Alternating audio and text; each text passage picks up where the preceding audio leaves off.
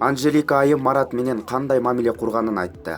Бул саам Анжеликанын күңдөшү делген Марат Назарбековдун мурдагы жубайы ырчы кызды коркутуп үркүтүү амалына салып жатканы тууралуу соц тармакта жайылып кетти.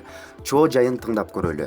Саламатсыңбы Анжелика, сен тууралуу коомчулукта айтылган кептер ар кандай пикирлерди жаратууда. Акырына чыгып чекит коюлабы? Саламатчылык, ыйык орозо айы менен сиздердин жамаатты баардык окурмандарды куттуктагым келет.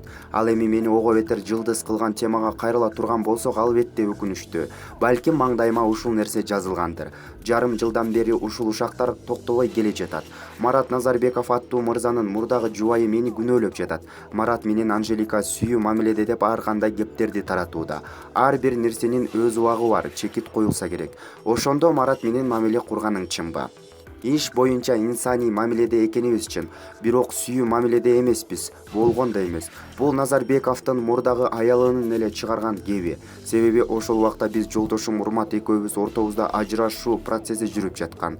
Ал айым менен эч бир жакын тааныштыгым жок. Мага ар кандай коркутуу СМСтер, чалуулар менен кайрылган. Анда да ал мен сенин эл караган бетиңди жер каратам, баардык күйөрмандарың сени жек көргөндөй кылам.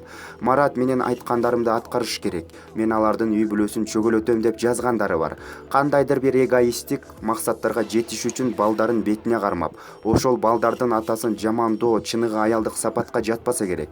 Мындай нерсени ичара чечишсе болмок, мен аралаштырбай эле. Күйөрмандарыма эч көңүл бөлбөгүлө.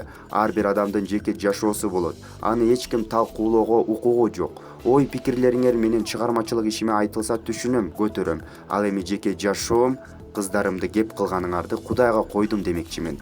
Айтмакчы, бактылуу айым долбоорун эфирден алынганы туурабы?